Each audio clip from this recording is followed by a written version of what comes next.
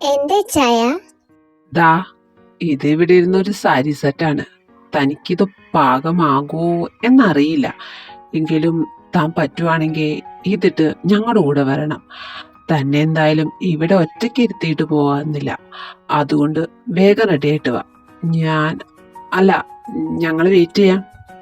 അയ്യോ ഇച്ചായ, എനിക്ക് ഞാനിതെങ്ങനെ? പ്ലീസ്, താൻ മറിച്ചൊന്നും പറയരുത്. താനും ഞങ്ങളോടൊപ്പം വരണം.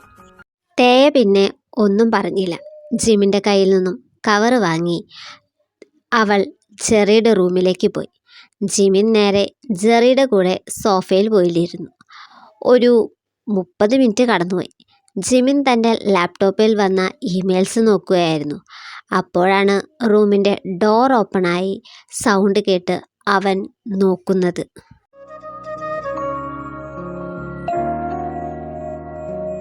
തേയ അപ്പോൾ റൂമിൽ നിന്നും ജിമിൻ കൊടുത്ത സാരിയിൽ ഇറങ്ങി വന്നു. അവൾക്ക് ആ നിറം നന്നായി ചേരുന്നതായി അവന് തോന്നി. വലിയ ആഭരണങ്ങളൊന്നും ഉണ്ടായിരുന്നില്ല. ഒരു ചെറിയ ജിമിക്കും, ഒരു കയ്യിൽ വാച്ചും, മറ്റേ കയ്യിൽ കുറച്ച് കുപ്പിവളവും, കയ്യിൽ ഒരു ബാഗും. ഹായ് മമ്മി, മമ്മിയെ കാണാൻ സുന്ദരിയായിട്ടുണ്ടല്ലോ. താങ്ക് യു മോനെ. തേയ തൻ്റെ അടുത്തേക്ക് ഓടി വന്ന ജെറിയെ കെട്ടിപ്പിടിച്ചുകൊണ്ട് പറഞ്ഞു. അവൾ പിന്നെ ജിമിനെ നോക്കി. ലാപ്ടോപ്പ് കൈ പിടിച്ചുകൊണ്ട് അവൻ അവളെ തന്നെ നോക്കിക്കൊണ്ട് തന്നെ നിൽക്കുകയായിരുന്നു. താങ്ക് യു ചായ. ആക്ച്വലി എനിക്ക് അങ്കിളിനെ കാണാൻ വരണം എന്നുണ്ടായിരുന്നു. പക്ഷേ ഞാനാകെ മോഷിച്ചിരുന്നത് കൊണ്ട് നിങ്ങൾ പോയിട്ട് ഹോസ്റ്റലിൽ ചെന്ന് ഡ്രസ്സ് മാറിയിട്ട് പോകാമെന്ന് കരുതി. Anyways, thank you for giving me this. ഞാനിത് എനിക്ക് പാകമാകുമെന്ന് കരുതിയില്ല. ജിമിൻ പതിയെ ലാപ്ടോപ്പ് അടച്ചുകൊണ്ട് പറഞ്ഞു. ഇറ്റ്സ് ഓക്കെ, എന്തായാലും തനിക്ക് ചേരുന്നുണ്ട്. ജിമിൻ്റെ പ്രശംസ അവളുടെ കവളിൽ നാണത്തിൻ്റെ പൂക്കൾ വിടർത്തി. അല്ല, താനെന്താ ഈ ബാഗുമായിട്ട് ഇറങ്ങിയത്? അത് പിന്നെ ഞാൻ വിചാരിച്ചു ഹോസ്പിറ്റലിൽ നിന്നും ഡയറക്റ്റ് ഹോസ്റ്റലിലേക്ക് പോകാമെന്ന്. ഓ അങ്ങനെ. എന്തായാലും നമുക്ക് ഇറങ്ങാം. ജിമിൻ ജെറിയെ എടുത്തുകൊണ്ട് പുറത്തേക്ക് ഇറങ്ങി. തേയ വാതിൽ പൂട്ടി പുറകെ നടന്നു. മമ്മി എന്റെ കൂടെ ഫ്രണ്ടിലിരുന്നാ മതി. കാറിന്റെ ബാക്ക് ഡോർ തുറക്കാൻ പോയ തേയോട് ജെറി പറഞ്ഞു. ആഹാ, സാധാരണ മോൻ തന്നെയല്ലേ ഫ്രണ്ടിലിരിക്കുന്നേ. എനിക്ക് പക്ഷേ മമ്മിയുടെ മടിയിലിരിക്കണം. പ്ലീസ് മമ്മി, എന്റെ കൂടെ ഫ്രണ്ടിലിരിക്കി. തേയയ്ക്ക് അവനോട് എതിർത്തു പറയാൻ തോന്നിയില്ല. അവന്റെ മുഖം പതുക്കെ വാടുന്നത് ശ്രദ്ധിച്ച് അവൾ പറഞ്ഞു. ശരി, ഞാൻ ഫ്രണ്ടിൽ മോന്റെ കൂടെ ഇരിക്കാം. തേയ പാസഞ്ചർ സീറ്റിന്റെ ഡോർ തുറന്ന് കയറിയിരുന്നു. എന്നിട്ട് ജെറിക്ക് വേണ്ടി ജിമിന്റെ നേരെ കൈ നീട്ടി. ജിമിൻ ജെറിയെ തേയുടെ കയ്യിൽ കൊടുത്തു. ജിമിൻ എന്നിട്ട് നേരെ ഡ്രൈവിംഗ് സീറ്റിലിരുന്നു. തേയ അപ്പോഴേക്കും ജെറിയെ മടിയിലിരുത്തി ഡോർ അടച്ചിരുന്നു. ജിമിൻ ഡോർ അടച്ച് കാർ സ്റ്റാർട്ട് ചെയ്തു. VIP റൂമിൽ ജൂണും ജീനിയും റീനയും വെയിറ്റ് ചെയ്ത് ഇരിക്കുമായിരുന്നു. അപ്പോഴാണ് മൈക്കിളിനെ കൊണ്ട് നഴ്സുമാരും ഡോക്ടറും അങ്ങോട്ട് വന്നത്. ജൂൺ പെട്ടെന്ന് തന്നെ അവരെ മൈക്കിളിനെ ബെഡിലേക്ക് കിടത്താൻ വേണ്ടി ഹെൽപ്പ് ചെയ്തു. മിസ്റ്റർ മൈക്കിൾ, ദൈവഭാഗ്യം കൊണ്ടാണ് താൻ രക്ഷപ്പെട്ടത്. ഞാൻ മുൻപും തന്നോട് പറഞ്ഞിട്ടില്ലേ അനാവശ്യമായ സ്ട്രെസ്സും ടെൻഷനും എടുക്കരുതെന്ന്. എന്തെങ്കിലും ഉണ്ടെങ്കിൽ തനിക്ക് വീട്ടുകാരോട് പറഞ്ഞൂടെ? താൻ ഇത്രയും സ്നേഹിക്കുന്ന ആൾക്കാരുള്ളപ്പോ താൻ എന്തിനാ വിഷമിക്കണേ? എന്റെ വിഷമം എന്റെ മോനെ ഓർത്താണ് ഡോക്ടർ. എന്റെ ജിമിൻ എത്ര വർഷമായി അവൻ ജോലി മാത്രം ശ്രദ്ധിച്ച് ജീവിക്കുന്നു. സ്വന്തം മോനെ പോലും കാര്യമായി നോക്കാൻ അവന് പറ്റുന്നില്ല. പാവം എൻ്റെ കുഞ്ഞ്. അവ ഒരുപാട് സങ്കടപ്പെട്ടു, വിഷമിച്ചു. എന്നിട്ട് അവനൊന്നും പുറത്ത് കാണിക്കാറില്ല. എനിക്കിപ്പോ വന്ന പോലെ അവനും എന്തെങ്കിലും പറ്റുമോന്ന് എനിക്ക് പേടിയാ ഡോക്ടർ. ഇച്ചായ, നിങ്ങൾ ഇങ്ങനെ ഒന്നും ചിന്തിക്കാതെ അവൻ വരുമ്പോ മനസ്സിലുള്ളത് എന്താന്ന് വെച്ചാ അവനോട് പറയ്. അല്ലാതെ അവർ അങ്ങനെ സംസാരിച്ചു കൊണ്ടിരിക്കുമ്പോഴായിരുന്നു ഡോറ് തുറന്ന് ജിമിനും തേയും ജെറിയും അകത്തേക്ക് വന്നത്. മൈക്കിളിനെ കണ്ടപ്പോൾ തന്നെ തേയുടെ കയ്യിൽ നിന്നും ജെറി ഇറങ്ങി ഓടി ബെഡിന്റെ അടുത്ത് ചെന്നു. അപ്പച്ചാക്ക് എന്ത് പറ്റി? അപ്പച്ചാക്ക് അച്ചുകാണോ? ജെറിയെ കണ്ടപ്പോൾ തന്നെ മൈക്കിളിന്റെ മുഖത്ത് ഒരു പുഞ്ചിരി വിടർന്നു. അപ്പച്ചയുടെ പൊന്നെ, അപ്പച്ചയെ കാണാൻ മോൻ വന്നതുകൊണ്ട് അപ്പച്ചയുടെ അസുഖം എല്ലാം മാറി. അങ്കിൾ ഇപ്പോ എങ്ങനെയുണ്ട്? ആ മോളെ, ഇപ്പൊ പ്രശ്നമൊന്നുമില്ല. എന്ത് പ്രശ്നമില്ലെന്ന്? സാധാരണ അസുഖങ്ങളല്ലാതെ ഒരു മൈനർ അറ്റാക്ക് വരാൻ തക്ക എന്ത് പ്രശ്നാ ഡാഡിക്കുള്ളത്? എടാ, ഇങ്ങനെയാണോ ഹോസ്പിറ്റലിൽ കിടക്കുന്ന ഒരാളോട് സംസാരിക്കുന്നേ? പിന്നെ ഞാൻ എങ്ങനെ സംസാരിക്കണം എന്നാ നീ ഉദ്ദേശിക്കുന്നേ? എക്സ്ക്യൂസ് മീ, പേഷ്യന്റിനെ ഇപ്പോ റൂമിലേക്ക് ഷിഫ്റ്റ് ചെയ്തേ ഉള്ളൂ. മിസ്റ്റർ ജിമിൻ, നിങ്ങൾ അച്ഛനും മകനും സംസാരിക്കാൻ എന്തെങ്കിലും ഉണ്ടെങ്കിൽ സമാധാനത്തോടെ സംസാരിക്കുക. എന്തായാലും ബാക്കിയുള്ളവർ അകത്തുള്ള റൂമിലേക്ക് പോയിക്കോട്ടെ. അവർക്ക് എന്താണ് സംസാരിക്കാനുള്ളതെന്ന് വെച്ചാ അവര് പറയട്ടെ. അങ്ങനെ ഡോക്ടറും നഴ്സുമാരും റൂമിൽ നിന്ന് പോയി. ബാക്കിയുള്ളവർ അകത്തുള്ള പ്രൈവറ്റ് റൂമിലേക്ക്. മെയിൻ റൂമിൽ ജിമിനും മൈക്കിളും മാത്രം അവശേഷിച്ചു. എടാ, ഇവിടെ വന്നിരിക്കേ. ജിമിൻ ഒന്നും പറയാതെ അവിടെ പോയിരുന്നു. ജിമിനെ, നീ ചോദിച്ചില്ലേ എന്നോട് എനിക്ക് എന്താ പ്രശ്നമെന്ന്? എന്റെ പ്രശ്നം നീയാണ്. നിന്നെ ഇങ്ങനെ കാണാൻ ഡാഡിക്ക് വയ്യടാ. എത്ര നാളെന്ന് വെച്ചാ നീ ഇങ്ങനെ? ഡാഡി ഇനി എത്ര കാലം ഈ ഭൂമിയിൽ ഉണ്ടാകുമെന്നറിയില്ല. ഒരിക്കലെങ്കിലും എൻ്റെ മോൻ സന്തോഷത്തോടെ ജീവിക്കുന്നത് കണ്ടിട്ട് വേണം എനിക്ക് കണ്ണടയ്ക്കാൻ. ഡാഡി, എന്തൊക്കെയായി വിളിച്ചു പറയുന്നതെന്ന് ഓർക്കുന്നുണ്ടോ? എനിക്ക് സന്തോഷത്തിന് എന്ത് കുറവുള്ളത്? എനിക്ക് നിങ്ങളില്ലേ, ജെറിയില്ലേ, പിന്നെ എന്താ എനിക്ക് വേണ്ടത്? എടാ, എത്ര കാലം നീ ജോലി നോക്കി ജീവിക്കും? എത്ര കാലം എനിക്ക് റീനയ്ക്കും ജെറിയെ വളർത്താൻ കഴിയും? ജൂണിനും ജീനിക്കും ഒരു കുഞ്ഞുണ്ടായ അവർക്ക് അതിനെ നോക്കണ്ടേ? അപ്പോ നിന്നെയും ജെറിയെയും നോക്കാൻ ഒരാള് വേണം. നിനക്ക് ഭാര്യയായി, ജെറിക്ക് അമ്മയായി. എനിക്ക് പേടിയാണ് ഡാഡി. വീണ്ടും ഒരു പരീക്ഷണത്തിന് എനിക്ക് പറ്റില്ല. മോനെ, ജീവിതത്തിൽ പല സന്ദർഭങ്ങളിൽ പല പ്രയാസങ്ങൾ ഉണ്ടാകും എന്ന് കരുതി നമ്മൾ അതിനെ തരണം ചെയ്യാതെ മുന്നോട്ടു പോകാൻ പറ്റുമോ? ഇല്ല. നിന്റെ ജീവിതത്തിൽ സംഭവിച്ചത് നല്ലതല്ല എന്ന് കരുതി ജീവിതകാലം മുഴുവൻ നീ അതിനെപ്പറ്റി ആലോചിച്ച് ജീവിക്കേണ്ട കാര്യമില്ല. നീ ഇനി ഞാൻ പറയുന്നത് അനുസരിച്ചില്ലെങ്കിൽ പിന്നെ ഈ ഡാഡി ഈ ലോകത്ത് കാണില്ല. ഡാഡി, പ്ലീസ് ഇങ്ങനൊന്നും പറയരുത്. ശരി, ഞാനായിട്ട് ഇനി എതിർപ്പൊന്നും പറയുന്നില്ല. എന്താന്ന് വെച്ചാ നിങ്ങൾ എല്ലാവരും കൂടി തീരുമാനിക്കേ. ജിമിന്റെ വാക്കുകൾ മൈക്കിളിനെ ഒരുപാട് സന്തോഷവാനാക്കി. മതി മോനെ, നിന്റെ ഈ ഒരു വാക്കിന് വേണ്ടിയാണ് ഡാഡി കാത്തിരുന്നത്. ഇനി എനിക്ക് ഒരു സങ്കടവും ഇല്ല. ഡാഡി ഓക്കെ ആയി. മൈക്കിളിനെ നോക്കി ജിമിൻ നിറ കണ്ണുകളോടെ ചെറുതായി പുഞ്ചിരിച്ചു. അപ്പോഴാണ് റൂമിന്റെ കതക് തുറന്ന് കുറച്ചാളുകൾ അകത്തേക്ക് വന്നത്. എടാ മൈക്കിളെ, നിനക്ക് എന്താടാ പറ്റിയത്? മൈക്കിളിനെ കണ്ട അബ്രഹാം ധൃതിയിൽ അവന്റെ അടുത്ത് ചെന്ന് കയ്യിൽ പിടിച്ചുകൊണ്ട് ചോദിച്ചു. എടാ, നീ എപ്പോഴാ വന്നേ? നീ എങ്ങനെ അറിഞ്ഞു? നീ എന്നോട് ചോദ്യം ചോദിക്കാതെ ഞാൻ ചോദിച്ച ചോദ്യത്തിന് ഉത്തരം താ. എനിക്കിപ്പോ കുഴപ്പമൊന്നുമില്ലടാ. ഒരു ചെറിയ മാനസിക സംഘർഷം. ഇപ്പോ അത് മാറി. എന്താണെങ്കിലും ഞാൻ അങ്ങ് പേടിച്ചു പോയി. ന്യൂസ് കിട്ടിയ ഉടനെ ഞാൻ ഇന്ത്യയിൽ നിന്നും അടുത്ത ഫ്ലൈറ്റിന് തന്നെ പുറപ്പെട്ടു. അതിരിക്കട്ടെ, ഞാൻ ചോദിച്ച ചോദ്യത്തിന് നീ ഉത്തരം തന്നില്ല. അത് പിന്നെ എന്നെ തേയ വിളിച്ച് വിവരം പറഞ്ഞു.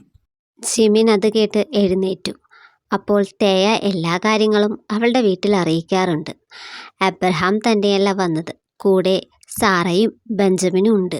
പുറത്തെ സംസാരം കേട്ട് അകത്തിരുന്നവർ എല്ലാവരും അവിടേക്ക് വന്നു. മമ്മി, ഡാഡി, അച്ചായ, നിങ്ങൾ എപ്പോ എത്തി? എന്താ വന്നിട്ട് എന്നെ അറിയിക്കാഞ്ഞേ? നീ ബിസി ആയിരിക്കുമെന്ന് കരുതി എയർപോർട്ടിൽ നിന്നും ഡയറക്റ്റ് ഇങ്ങോട്ടാ വന്നേ. സാറ നേരെ തേയുടെ അടുത്ത് ചെന്ന് അവളെ കെട്ടിപ്പിടിച്ചു. പിന്നെ റീനയുടെ അടുത്ത് ചെന്ന് അവളെയും കെട്ടിപ്പിടിച്ചു. നിങ്ങളിങ്ങനെ ഓടിപ്പിടിച്ച് വരേണ്ട കാര്യമില്ലായിരുന്നു. എങ്ങനെ വരാതിരിക്കും? ഇത് ഞാൻ വിവരം കേട്ട ഉടനെ തന്നെ ബാഗ് പാക്ക് ചെയ്തു. കൂട്ടുകാരന് എന്തെങ്കിലും പറ്റിയ ഇങ്ങേർക്ക് പിന്നെ ഇരിപ്പുറപ്പുണ്ടാവില്ലല്ലോ. സാറ ജെറിയുടെ അടുത്ത് ചെന്ന് അവനെ വാരിയെടുത്തു. മോനെ, അമ്മച്ചിയെ ഓർമ്മയുണ്ടോ? അറിയാം. തേയമമ്മിയുടെ മമ്മിയല്ലേ സാറമ്മച്ചി? ആഹാ, പേരൊക്കെ പഠിച്ചല്ലോ. എങ്ങനെ പഠിക്കാതിരിക്കും? തേയ നിങ്ങളെ വീഡിയോ കോൾ ചെയ്യുമ്പോ ഇവനല്ലേ എപ്പോഴും കൂടെ? എല്ലാവരും അങ്ങനെ കുശലാന്വേഷണങ്ങൾ പറഞ്ഞിരിക്കുകയായിരുന്നു. അപ്പോഴാണ് ഡോറ് തുറന്ന് അകത്തേക്ക് മറ്റൊരാൾ ഓടിപ്പാഞ്ഞെത്തിയത്. ഡാഡി, എന്റെ ഡാഡിക്ക് എന്താ പറ്റിയേ? എന്റെ ജെമി, നീ ഇങ്ങനെ അലറിക്കരഞ്ഞു വരാതെ. നിന്റെ അലർച്ച കേട്ട് എനിക്ക് വീണ്ടും അറ്റാക്ക് വരും. ഒന്ന് പോ ഡാഡി. വിവരറിഞ്ഞ ഉടൻ തന്നെ ഞാൻ ജപ്പാനിൽ നിന്ന് ഫ്ലൈറ്റ് ബുക്ക് ചെയ്തു. പക്ഷെ എന്റെ കാലമ്മയുടെ ഹെഡ് പറഞ്ഞു ഇപ്പൊ പോകാൻ പറ്റില്ല, ഡ്യൂട്ടി കഴിഞ്ഞ് നാളെ ലീവ് എടുത്ത് പോയിക്കോളെ. ഞാൻ രണ്ടും കൽപ്പിച്ച് 1 മാസം ലീവ് അങ്ങ് എടുത്തു. ഇനി കുറച്ച് നാൾ ഞാൻ നിങ്ങളുടെ കൂടെയാ. നിനക്കിനി കോഴ്സ് തീരാ 6 മാസം കൂടിയല്ലേ ഉള്ളൂ. അതിന്റെ ഇടയിൽ ഇത്രയും ലീവ് എടുക്കുന്നത് ശരിയാണോ? അതൊന്നും പറഞ്ഞാൽ ശരിയാവില്ല. എന്റെ തിയറി ക്ലാസ് എല്ലാം കഴിഞ്ഞു. ഇപ്പൊ പ്രാക്ടിക്കൽ പീരീഡാ. പിന്നെ ഡാഡിയുടെ കാര്യം കേട്ടപ്പോ എനിക്ക് അവിടെ നിൽക്കാൻ തോന്നിയില്ല. സാധാരണ ഹോളിഡേ കൊടുത്ത 1 മന്തിൽ ഞാൻ അവിടെ കിടന്ന് പട്ടിപ്പണിയെടുത്തു.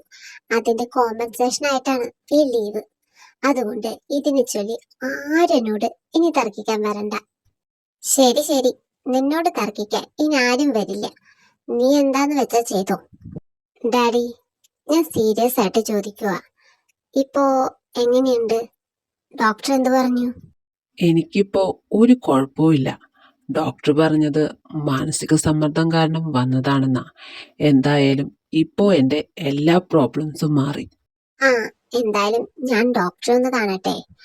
ഒരു ഡോക്ടറായ ഞാനുള്ളപ്പോ വീട്ടിലൊരാൾക്ക് അസുഖം വന്നാ അത് ഞാൻ നോക്കണ്ടേ? ഇതും പറഞ്ഞ് അവൾ പുറത്തേക്ക് പോയി. ഈ പെങ്കൊച്ചിന്റെ ഒരു കാര്യം കേട്ടോ സാറാ? ജെമിക്ക് ഇച്ചായനെന്ന് വെച്ച ജീവന, അതാ ഓടിപ്പിടിച്ച് വന്നത്. ഇനി ഡോക്ടറെ കാണാതെ അവൾക്ക് സമാധാനം വരില്ല. ഡാഡി, മമ്മി, ഞാൻ ഇപ്പൊ വരാം. എനിക്ക് അത്യാവശ്യമായിട്ട് ഒരു കോൾ ചെയ്യാനുണ്ട്. ശരി മോനെ, പോയിട്ട് വാ. ഫയൽസ് ചെക്ക് ചെയ്തിട്ട് ഡാഡിക്ക് ഇപ്പോൾ എല്ലാം നോർമൽ ആണെന്നാ കാണിക്കുന്നത്. Anyways, I am asking you formally, എന്റെ ഡാഡി ഓക്കെ അല്ലേ? ഡോക്ടർ ജെമി, നിങ്ങൾക്ക് തന്നെ അറിയാലോ, മിസ്റ്റർ മൈക്കിളിന് പറയത്തക്കതായ വലിയ അസുഖങ്ങളൊന്നുമില്ല. ഇടയ്ക്കൊരു വയ്യായ്ക വന്നപ്പോ റെസ്റ്റ് എടുക്കാൻ പറഞ്ഞു. അത് തന്റെ ഡാഡി ചെയ്യുന്നുണ്ട്. പിന്നെ ഇത് സൈക്കോളജിക്കലാണ്. Main reason is extreme stress. Mister മൈക്കിളിനെ എന്തോ കാര്യമായിട്ട് അലട്ടുന്നുണ്ട്. അത് മാറിയ പുള്ളി പിന്നെ ഓക്കെ ആണ്. എന്തായാലും ഞാൻ ഡാഡിയോട് സംസാരിക്കുന്നുണ്ട്. Anyways, thank you doctor. Jemi ഡോക്ടറിനോട് സംസാരിച്ചിട്ട് റൂമിലേക്കുള്ള വഴിയിൽ നടന്നു. Hello, doctor Jemi Reena Michael. തന്നെ ആരോ വിളിച്ച ശബ്ദം കേട്ട് ജെമി തിരിഞ്ഞു നോക്കി. തൻ്റെ നേരെ ബെഞ്ചമിൻ നടന്നു വരുന്നത് അവൾ കണ്ടു. ഇച്ചായ,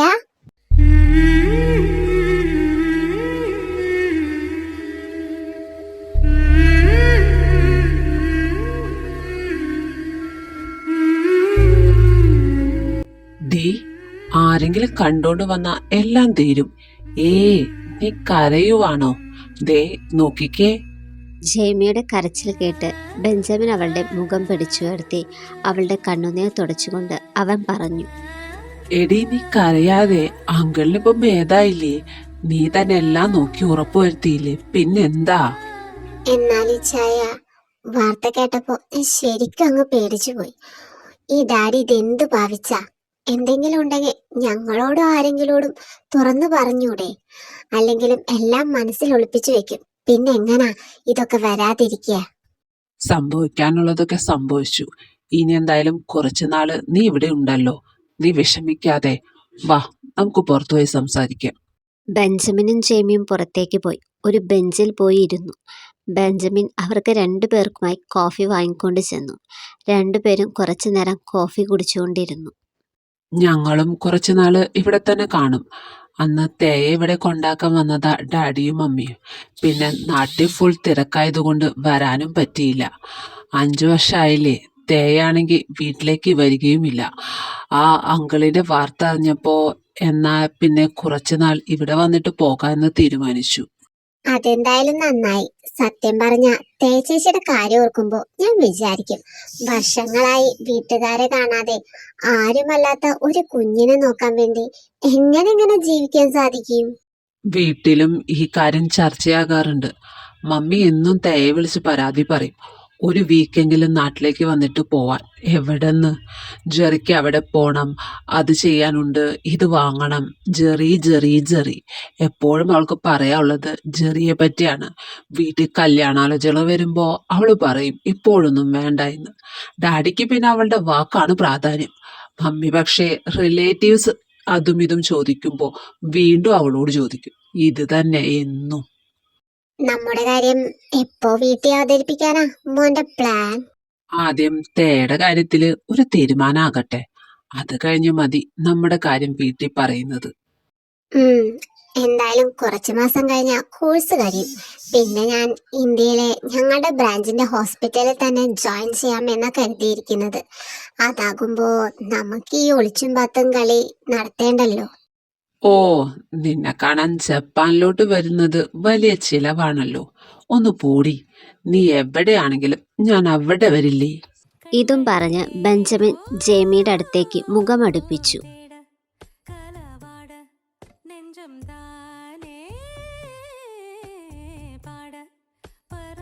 അങ്ങോട്ട് മാറും മനുഷ്യ, ഇത് ഹോസ്പിറ്റലാ. കുറച്ചടങ്ങ്. ഇപ്പൊ നമ്മള് ഒറ്റയ്ക്കല്ല, ഫാമിലി ഉള്ളപ്പോ ശ്രദ്ധ വേണം. ഒറ്റയ്ക്കാണെങ്കി എനിക്ക് എന്തും ചെയ്യാലോ അല്ലേ? ഷേ, ഈ മനുഷ്യൻ. ജെയ്മി ഒരു ചെറു ചിരിയോടെ ബെഞ്ചമിന്റെ തോളിൽ ചാരിയിരുന്നു. കഴിഞ്ഞ 4 വർഷമായി ജെയ്മിയും ബെഞ്ചമിനും പ്രണയത്തിലായിട്ട്. ബെഞ്ചമിൻ ആദ്യമായി സിയോളിൽ കുടുംബമായി എത്തിയപ്പോഴാണ് രണ്ടുപേരും നേരിൽ കാണുന്നത്. സൗഹൃദം പിന്നീട് പ്രണയത്തിലേക്ക് നയിച്ചു. സിയോളിൽ ബിസിനസ് മീറ്റിങ്ങിന് വരുമ്പോൾ ജിമിൻ്റെ കണ്ണിൽ പെടാതെ ജെയ്മിയും ബെഞ്ചമിനും കൂടെ കറങ്ങാൻ പോകും. MD എടുക്കാൻ ജപ്പാനിൽ പോയപ്പോൾ രണ്ടുപേർക്കും അല്പം കൂടി സൗകര്യമായി. ലീവുള്ള ടൈമിൽ രണ്ടുപേരും ഒരുമിച്ചായിരിക്കും. ട്രിപ്പിന് പോവുക, ഷോപ്പിങ്ങിന് പോവുക, ഇതൊക്കെയാണ് മെയിൻ കലാപരിപാടി. രണ്ടുപേരും പതിയെ എല്ലാം വീട്ടിൽ അറിയിക്കാം എന്നാണ് ഇപ്പോൾ തീരുമാനിച്ചിരിക്കുന്നത്. എന്തായാലും എല്ലാവരും കുറെ നാളുകൾക്ക് ശേഷം ഒത്തുകൂടിയതല്ലേ. ഒത്തിരി വിശേഷങ്ങൾ പറയാനുണ്ടായിരിക്കും. പിന്നെ ഇങ്ങനെ ഒരു അവസ്ഥ ആയതുകൊണ്ട് എന്ത് ചെയ്യാൻ പറ്റും? ഇനിയിപ്പോ അങ്കിളിനെ റൂമിലേക്ക് മാറ്റിയത് കൊണ്ട് നമുക്ക് വീട്ടിലേക്ക് പോകാം. ജിമിൻ, നീ ഇവിടെ കാണുമല്ലോ അല്ലേ? നീ എന്ത് വർത്താനാ ജൂണി പറയുന്നത്? ഞാനുള്ളപ്പോ അവൻ എന്തിനാ എവിടെ നിൽക്കുന്നേ? ജിമിന് കമ്പനി പോകാനുള്ളതല്ലേ. നീ പോയിട്ട് വാ മോനെ, ഞാൻ ഇവിടെ മൈക്കിളുടെ കൂടെ നിന്നോളാം. പക്ഷെ അങ്കിൾ, ഞാൻ ഉച്ചവരെയുള്ള കാര്യങ്ങൾ ഓൾറെഡി ഡീൽ ചെയ്തിട്ടാ വന്നേ. ഞാൻ ഇവിടെ നിന്നോളാം. അങ്കിള് യാത്ര ചെയ്തു വന്നതല്ലേ, നല്ല ക്ഷീണം കാണും. അങ്കിള് വീട്ടിലേക്ക് പോയിക്കോ, ഞാൻ മാനേജ് ചെയ്തോളാം. നീ കൂടുതലൊന്നും പറയണ്ട. മൂത്തവര് പറയുന്നത് അങ്ങ് അനുസരിച്ചാ മതി. എനിക്ക് തൽക്കാലം വലിയ ബുദ്ധിമുട്ടൊന്നുമില്ല. ജൂണെ, നീ റീനയെയും ജീനിയെയും ജെറിയെയും ജേമിയെയും കൂട്ടി വീട്ടിലേക്ക് പോയിക്കോ. അപ്പോ നിങ്ങളൊക്കെ എവിടെ പോവാ? അന്ന് നിന്ന പോലെ ഹോസ്റ്റലിൽ നിൽക്കാനുള്ള പുറപ്പാടാണോ? നടക്കില്ല. നിങ്ങളും ഞങ്ങളുടെ കൂടെ വീട്ടിൽ നിന്നാ മതി. അത് പിന്നെ റീന, അന്ന് 2 ദിവസത്തേക്ക് എങ്ങനെ നിക്കാനാ? പിന്നെ ജെറി അന്ന് ചെറുതായിരുന്നല്ലോ, നിങ്ങൾക്ക് എല്ലാം കൂടെ പ്രയാസമാവും എന്ന് വിചാരിച്ചിട്ടാ. കൊള്ളാം. എന്തായാലും അന്നത്തെ പോലെ അല്ലല്ലോ, ഇപ്പൊ ജെറി വലുതായില്ലേ. പിന്നെ ഞങ്ങളുടെ വീട്ടിൽ ആവശ്യത്തിന് ഏറെ മുറിയുണ്ട്. എല്ലാവരും ഒരുമിച്ച് നിൽക്കുന്നതാ എല്ലാവർക്കും സന്തോഷം. റീന പറഞ്ഞത് ശരിയാ. എടാ, നിങ്ങൾ ഇനി ഒന്നും മറിച്ച് പറയണ്ട. എല്ലാവരും ഞങ്ങളുടെ വീട്ടിൽ നിന്നാ മതി. ശരി, നിങ്ങളങ്ങനെ പറയുന്നെങ്കിൽ പിന്നെ ഞാനെന്ത് എതിർത്ത് പറയാനാ? ഞങ്ങൾ അവിടെ തന്നെ നിൽക്കാം. തേയ, നീ ബെഞ്ചമിനെയും കൂട്ടി ഹോസ്റ്റലിൽ പോയി ആവശ്യമുള്ള ഡ്രസ്സും സാധനങ്ങളും പാക്ക് ചെയ്ത് അങ്ങ് വന്നേക്ക്. അപ്പത്തേ മമ്മി ഇനി എന്റെ കൂടെ വീട്ടിൽ നിൽക്കാൻ പോവാനോ?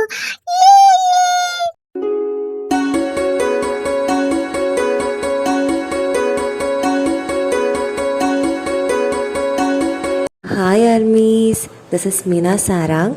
സോ എല്ലാവർക്കും ജീവൻ്റെ പാതി എന്ന് പറഞ്ഞ ഈ FF ഒത്തിരി ഇഷ്ടപ്പെട്ടു എന്നറിയാൻ സാധിച്ചതിൽ വളരെ സന്തോഷം. എൻ്റെ ആദ്യത്തെ യൂട്യൂബ് FF ആണിത്. ഞാൻ എഴുതുന്നത്. ഞാൻ സാധാരണ ഇംഗ്ലീഷിലാണ് FFs എഴുതാറുള്ളത്. സോ ഒരു തവണ മലയാളത്തിൽ ട്രൈ ചെയ്യാമെന്ന് കരുതി അങ്ങനെയാണ് ഈ ഒരു സ്റ്റോറി ഇവിടെ വന്നത്. ആൻഡ് സത്യം പറഞ്ഞാൽ ഞാൻ ഈ ഒരു സ്റ്റോറി കുറേ കാലമായിട്ട് എൻ്റെ മനസ്സിലുണ്ടായിരുന്നു. ഞാൻ ഏത് യൂട്യൂബ് ചാനലിൽ ആരുമായിട്ട് കൊളാബറേറ്റ് ചെയ്ത് ഇടണം എന്നുള്ളൊരു ആലോചന എനിക്കുണ്ടായിരുന്നു. കുറേ ആൾക്കാരുമായിട്ട് ഞാൻ സംസാരിച്ചെങ്കിലും ആ ഒരു ടൈമിൽ അതൊന്നും നടക്കാൻ പറ്റിയില്ല.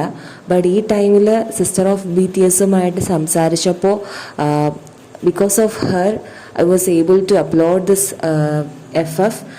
ആൻഡ് ഈ ഒരു പർട്ടിക്കുലർ സ്റ്റോറി നിങ്ങളുടെ മുന്നിൽ എത്തിക്കാൻ എന്നെ സഹായിച്ച സിസ്റ്റർ ഓഫ് BTS ഞാൻ ആദ്യം തന്നെ നന്ദി പറയുന്നു. പിന്നെ ബിക്കോസ് സിസ്റ്റർ ഓഫ് BTSിലെ നല്ല കുറേ സ്റ്റോറീസ് കണ്ട് നിങ്ങളെല്ലാവരും സബ്സ്ക്രൈബ് ചെയ്തു. അതുപോലെ തന്നെ ഈ ചാനൽ നിൽക്കുന്നത് കൊണ്ട് തന്നെ I am very privileged to get your all love. നിങ്ങളെല്ലാവരുടെ സ്നേഹം എനിക്കും കൂടെ ഈ ഒരു സ്റ്റോറിയിലൂടെ കിട്ടുന്നതെന്ന് അറിഞ്ഞതിൽ ഒത്തിരി സന്തോഷം. നിങ്ങൾക്ക് എല്ലാവരുടെയും അഭിപ്രായങ്ങൾ ഞാൻ കമൻസിൽ വായിക്കുന്നുണ്ട്. സോ അതിനനുസരിച്ച് ഞാൻ സ്റ്റോറിയെ മുന്നോട്ട് കൊണ്ടുപോകാൻ വേണ്ടി ശ്രമിക്കുന്നുണ്ട്. തെറ്റുകുറ്റങ്ങളൊക്കെ നിങ്ങൾക്ക് തോന്നുവാണെന്നുണ്ടെങ്കിൽ ക്ഷമിക്കുക. ഇത്രയും നല്ലൊരു സ്റ്റോറിയെ ഇത്രയും ബ്യൂട്ടിഫുൾ ആയിട്ടുള്ള വോയിസിലൂടെയും ഗ്രേറ്റ് എഡിറ്റിങ്ങിലൂടെയും നിങ്ങളുടെ മുന്നിലൊരു വിഷ്വൽ ട്രീറ്റ് ആയിട്ട് കൊണ്ടുവന്ന സിസ്റ്റർ ഓഫ് BTSന് ആദ്യം തന്നെ ഞാൻ നന്ദി പറയുന്നു. ഒപ്പം തന്നെ ഇത്രയും സ്നേഹത്തോടെ ഇതിനെ കയ്യിലേന്തിയ നിങ്ങളെല്ലാവർക്കും, സ്വീകരിച്ച നിങ്ങളെല്ലാവർക്കും എൻ്റെ നന്ദി പറയുന്നു. എൻ്റെ ഒരു ആഗ്രഹമാണ് നിങ്ങളോടുമായിട്ടൊന്ന് കമ്മ്യൂണിക്കേറ്റ് ചെയ്യണമെന്നുള്ളത്. സോ അതിനു വേണ്ടിയാണ് ഞാൻ ഈ ഒരു അവസരം ഉപയോഗിക്കുന്നത്. ഇനിയും ഞാൻ നിങ്ങളുടെ അടുത്ത് ഈ ഒരു സ്റ്റോറിയുടെ ഒരു ഭാഗം ഒക്കെ എത്തുമ്പോഴത്തേനും വീണ്ടും നിങ്ങളുമായിട്ട് സംസാരിക്കാൻ വരുന്നതായിരിക്കും. അപ്പോൾ അതുവരെ ഈ സ്റ്റോറിയെ സ്നേഹിക്കുന്നതിനും സപ്പോർട്ട് നൽകുന്നതിനും thank you. And I love you guys.